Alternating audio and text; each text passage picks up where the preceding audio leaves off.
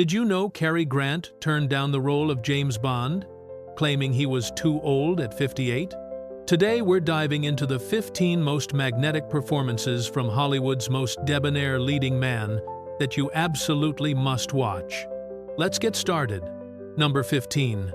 Only Angels Have Wings, 1939. Ever wonder what happens when you throw a glamour boy into the dangerous world of male pilots?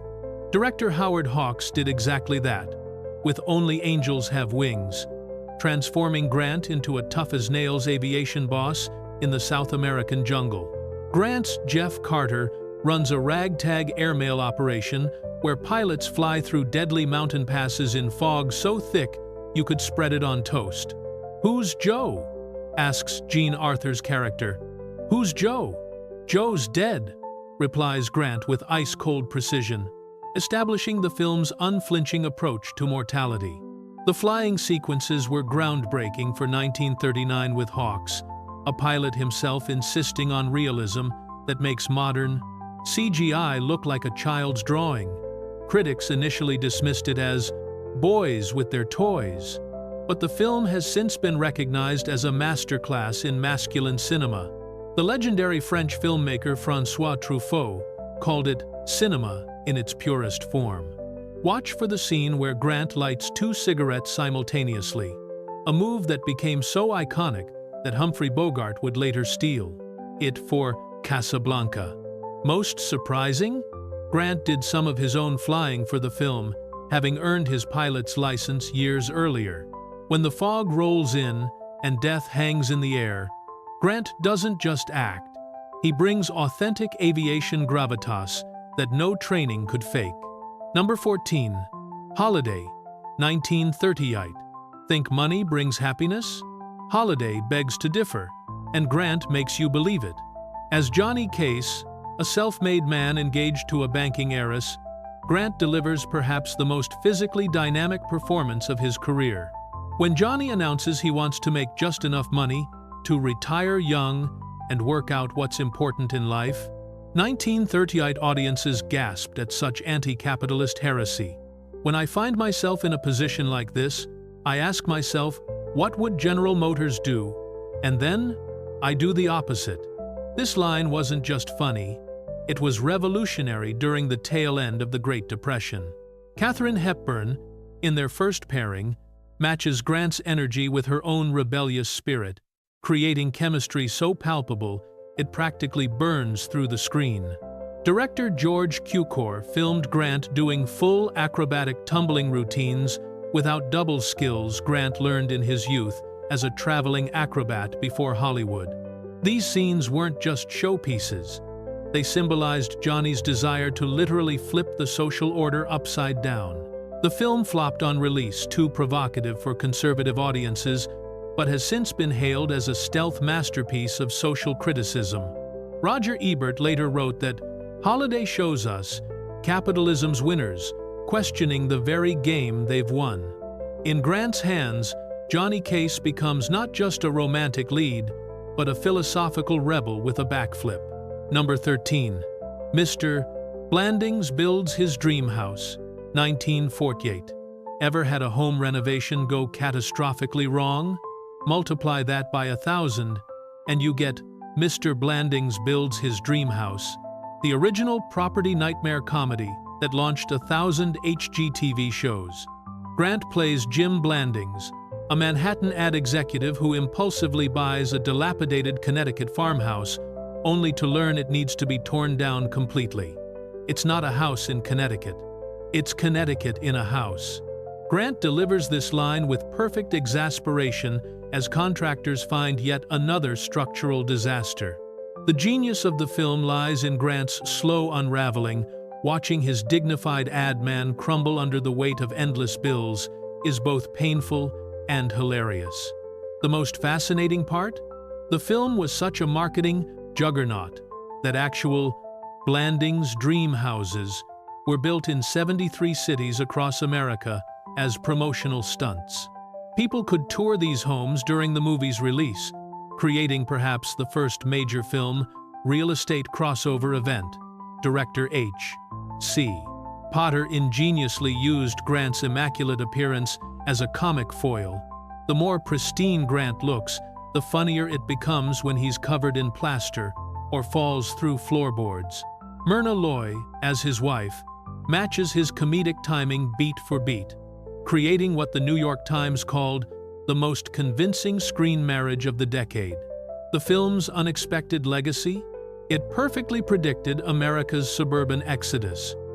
What seemed like a fantastical premise in 1948 became the literal blueprint for millions of American families in the 1950 number 12. I Was a Male War Bride, 1949.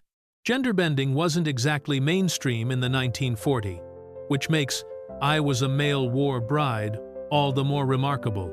Grant plays French Army Captain Henri Rochard, who marries an American WAC lieutenant and then must enter America as a war bride, a designation only legally available to women at the time. Yes, the film ends with Cary Grant in a wig and a dress trying to sneak onto a military transport. I'm an alien spouse of female military personnel en route to the United States under Public Law 271 of the Congress. Grant's exasperated explanation of his predicament becomes increasingly hysterical with each retelling, as no official will believe his unusual status. The film's backstory is even wilder than its premise. Director Howard Hawks shot in post-war Germany amid actual ruins, and Grant became seriously ill during production. His gaunt appearance wasn't acting, he was suffering from jaundice and malnutrition, which somehow made the physical comedy even more effective. Critics were initially baffled, with Variety calling it strange territory for Grant, but audiences loved seeing Hollywood's most sophisticated man completely humiliated. The film became one of the highest-grossing comedies of 1949 and pioneered territory later explored in films like Tootsie and Mrs. Doubtfire. Most surprising is the film's historical accuracy. It was based on a true story of Henri Rochard, who really did have to navigate this bizarre legal loophole.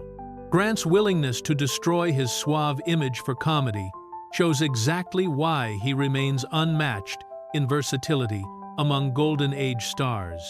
Number 11, The Talk of the Town, 1942. Can a romantic comedy tackle serious questions about justice and the law? The Talk of the Town proves it can, with Grant playing an escaped prisoner hiding out in a house rented by a legal scholar, Ronald Coleman, while both men fall for the same woman, Jean Arthur. The premise sounds like a farce, but the film pivots into a surprisingly profound meditation on law versus justice. The law is a gun pointing at somebody's head. It only works when it's loaded with justice. Grant delivers this line with such conviction, you almost forget he's playing a fugitive. His character, Leopold Dilge, is accused of burning down a factory and killing a man, heavy stuff, for what begins as a love triangle comedy. Director George Stevens originally pitched the film as pure entertainment, but secretly intended to make a complex statement about civil liberties during wartime. The film was released just after America entered World War II, when questions of due process were especially charged. Critics recognized the film's ambitious balancing act, with The New Yorker calling it that rarest of creatures, a comedy with ideas. The Academy agreed, nominating it for 7 Oscars, including Best Picture. The film's most controversial scene shows Grant defending vigilante justice, surprisingly radical territory, for a star usually cast as the embodiment of charm. Underneath the romantic entanglements lies a film that dares to ask viewers whether following the law always means doing what's right, questions that feel eerily relevant 80 years later. In Grant's hands, Dilge becomes not just a man running from the law, but a man challenging us to reconsider what the law should be. Number 10. The Awful Truth, 1937. Divorce has never been so deliciously funny as in The Awful Truth, the film that established Grant's persona as the definitive sophisticated comedian.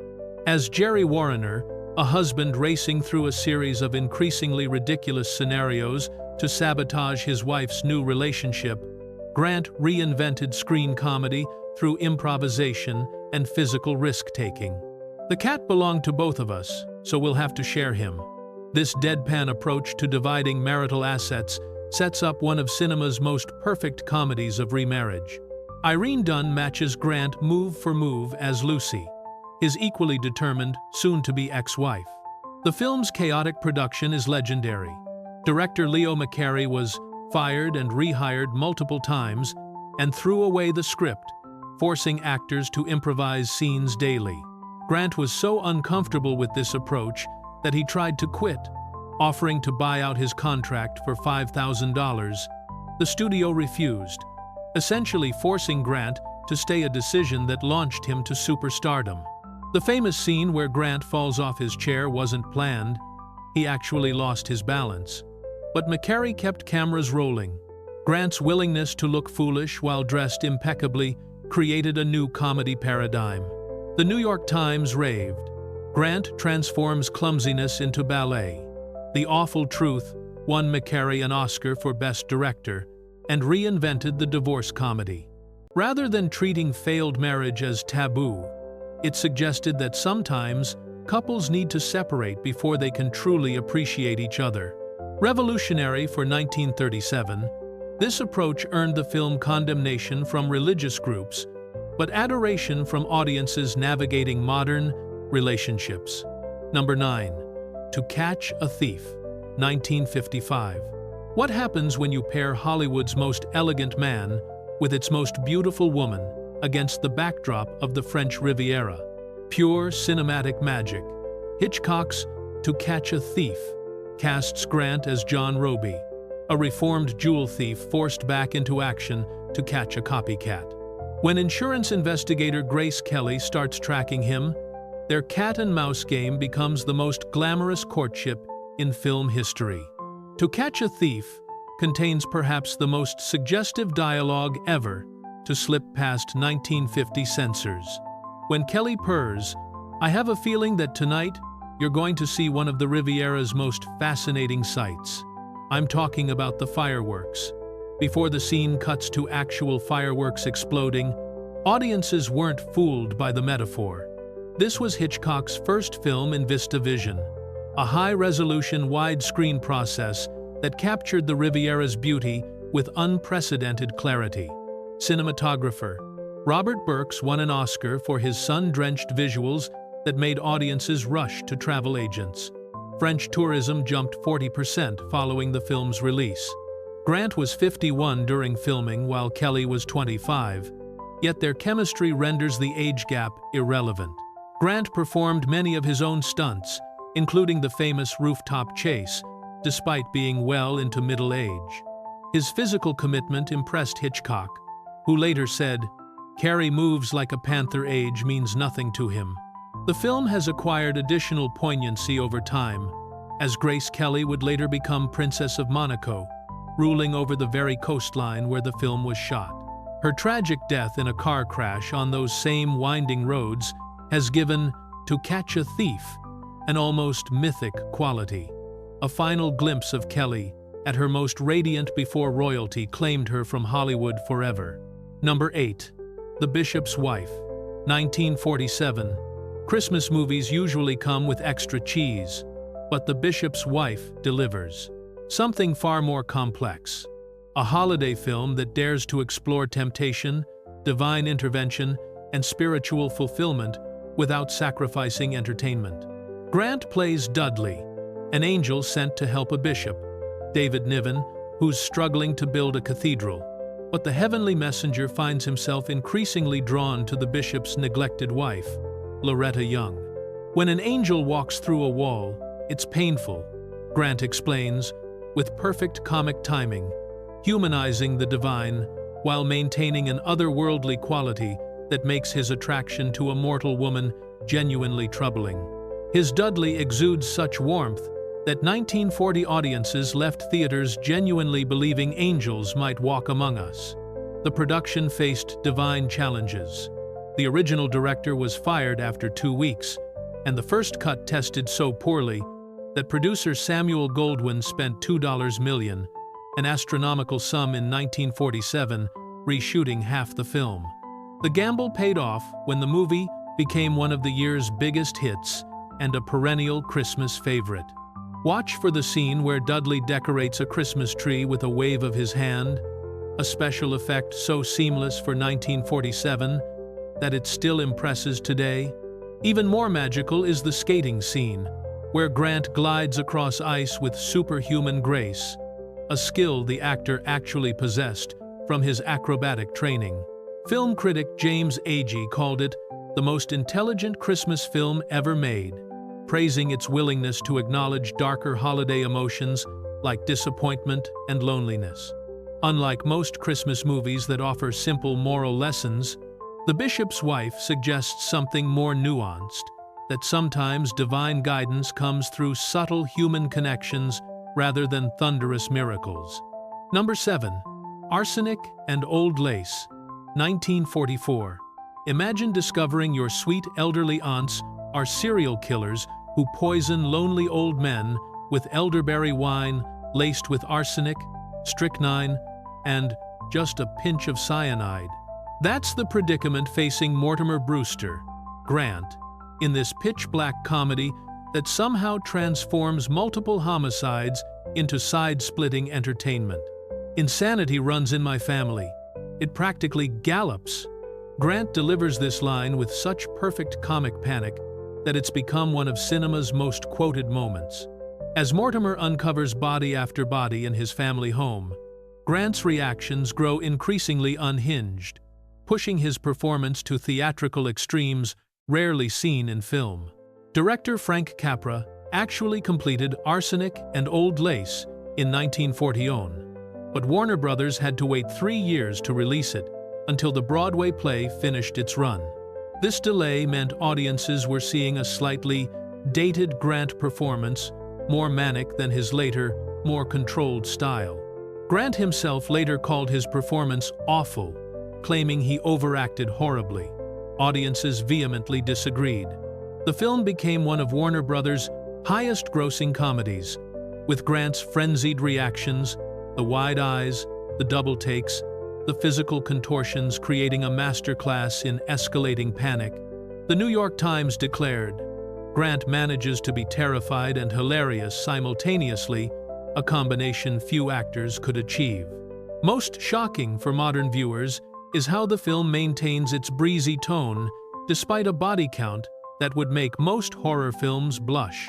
13 men are murdered during the story, yet Arsenic and Old Lace never feels macabre, a testament to Grant's ability to transform genuinely disturbing material into comic gold through the sheer force of his charismatic disbelief. Number 6. His Girl Friday, 1940. Journalism has never moved faster than in His Girl Friday, where reporters speak at such machine gun pace that modern viewers might need subtitles.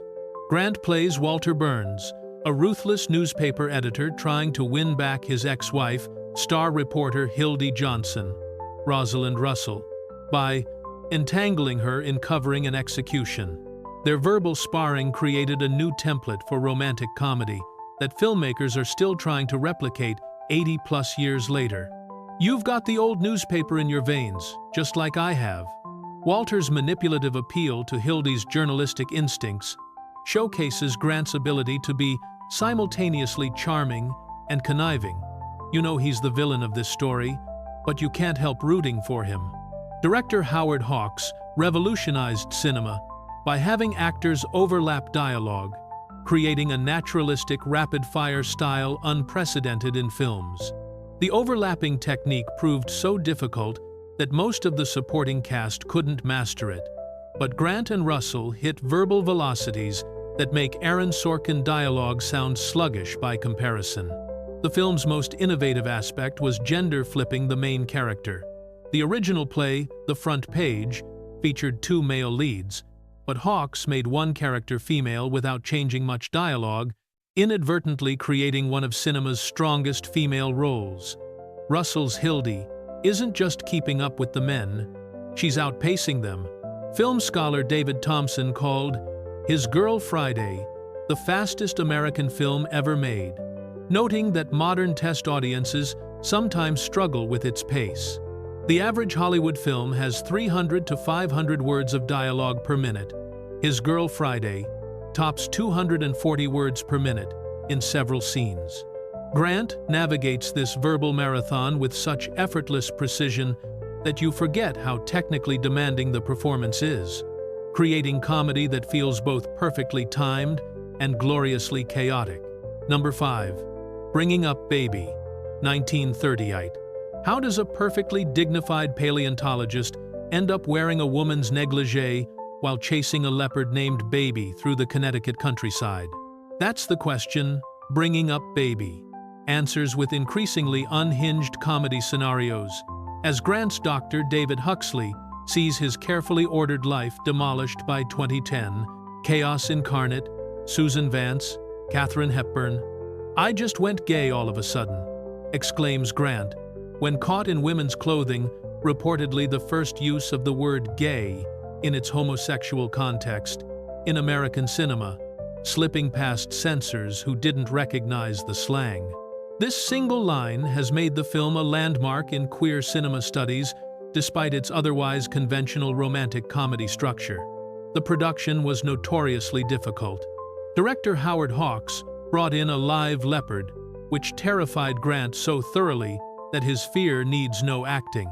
Hepburn, meanwhile, was labeled box office poison during filming, and the movie's commercial failure nearly ended her career.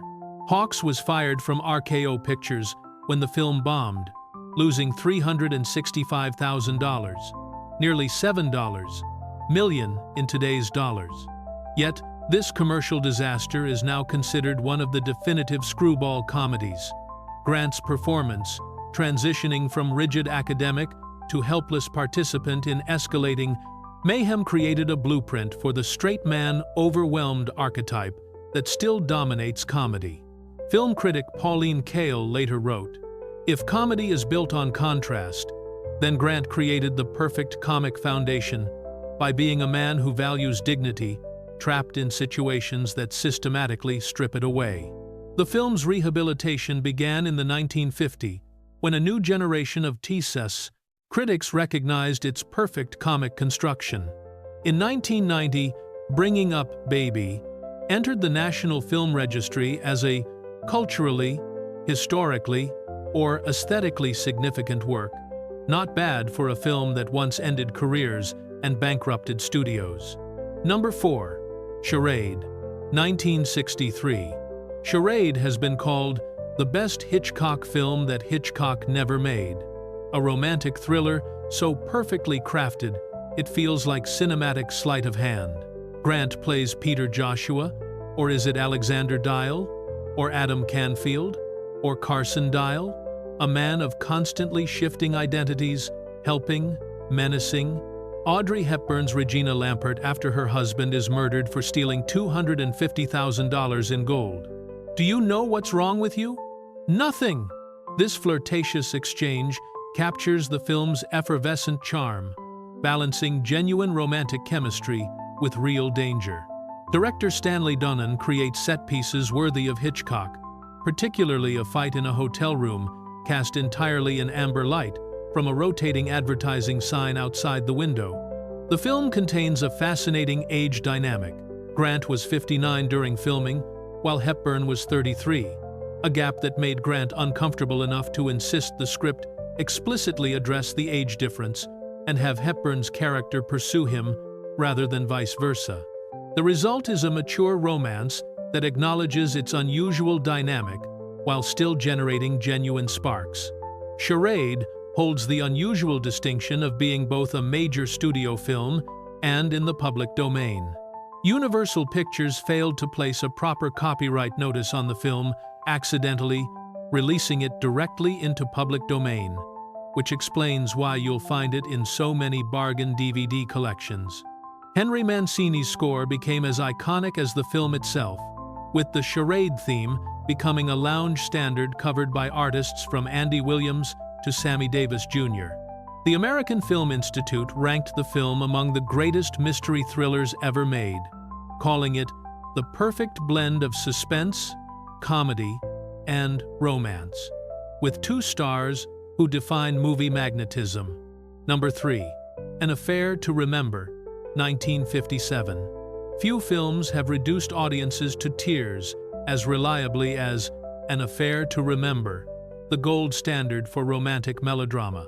Grant plays Nicky Ferrante, a notorious playboy who meets Terry McKay, Deborah Kerr, aboard a transatlantic cruise. They fall in love despite being engaged to others and agree to meet 6 months later at the Empire State Building, but a tragic accident prevents their reunion. "If you can paint, I can walk." This tear-jerking line comes during the film's emotional climax, when Grant finally discovers why Terry missed their appointment. The scene is so powerfully performed that director Leo McCarey reportedly had to call brakes because the crew was crying too hard to work. The film's Empire State Building meeting point has become so iconic that it's now a real-life romantic destination. Management reports that hundreds of couples get engaged there annually, directly citing the film as inspiration. Sleepless in Seattle later built its entire plot around characters obsessed with An Affair to Remember, introducing the classic to a new generation. What many viewers don't know is that the film is actually a remake. Director McCarey remade his own 1939 film Love Affair, almost shot for shot, believing Grant and Kerr could bring additional emotional depth to the material. The experiment worked while the original is largely forgotten. The remake is considered definitive.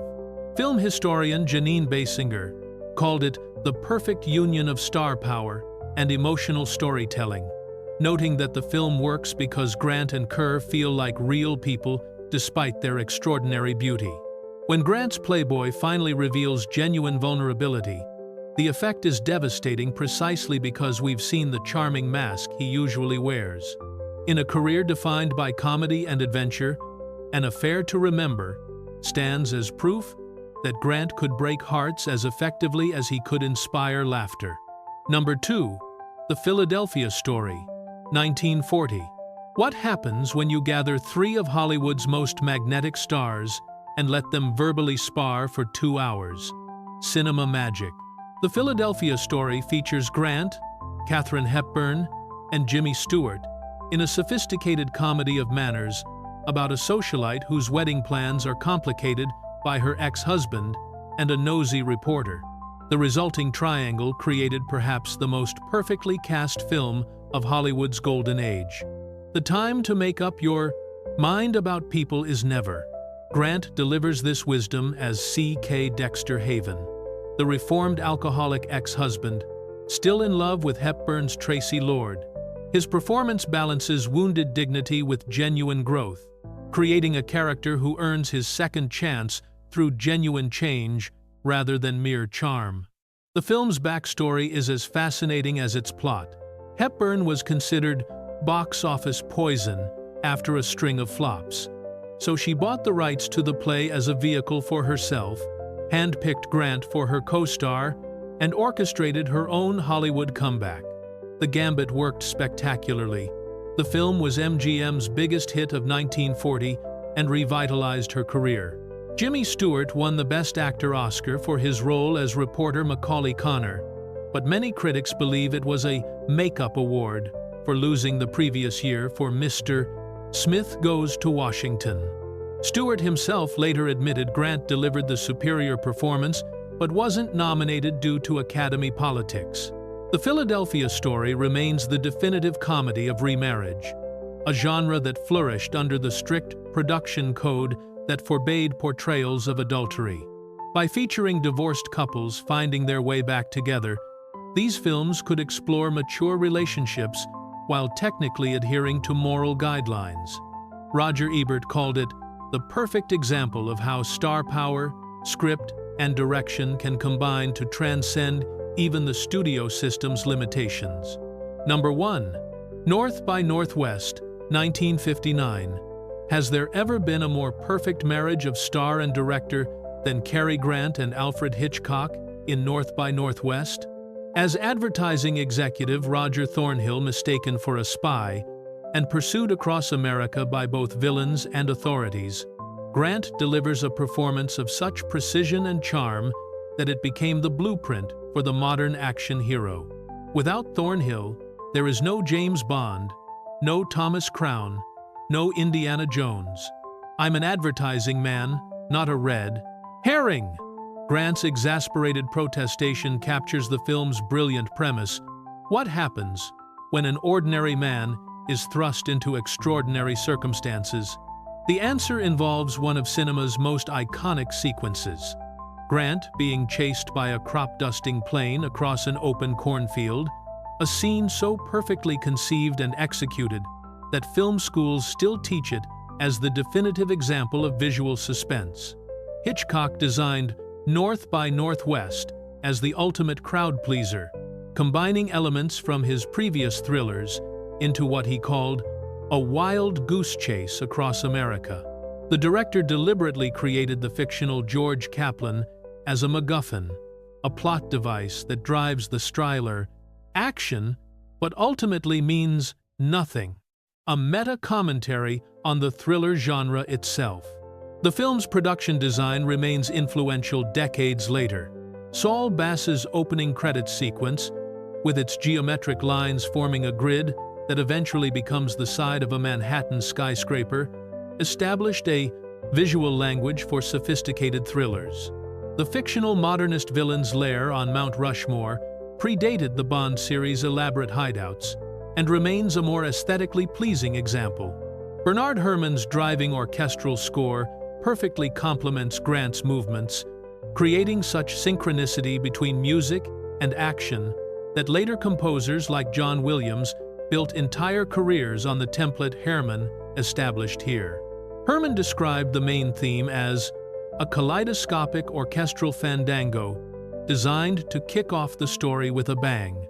At 55, Grant performed many of his own stunts, including the perilous work on the Mount Rushmore facade.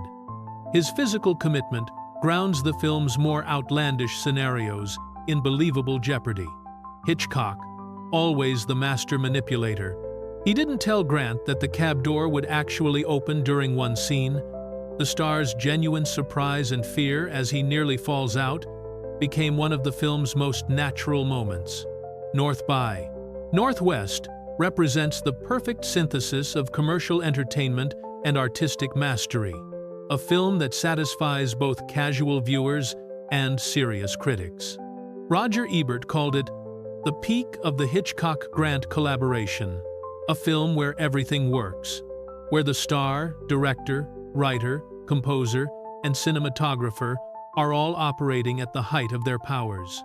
In an era of diminishing attention spans, its 136 minutes fly by with such momentum that modern viewers are still captivated by its clockwork precision and Grant's timeless appeal. So, what do you think of our rankings? Did we nail it? Or did we criminally underrate your favorite Cary Grant performance? Let us know in the comments below. Here's a controversial question to leave you with. Was Cary Grant actually the greatest actor of Hollywood's golden age, or just its most charming personality? Many critics argue he was just playing himself. But could anyone else have pulled off this incredible range of pursuing of 2% characters with such seemingly effortless grace? Hit that subscribe button and join the debate.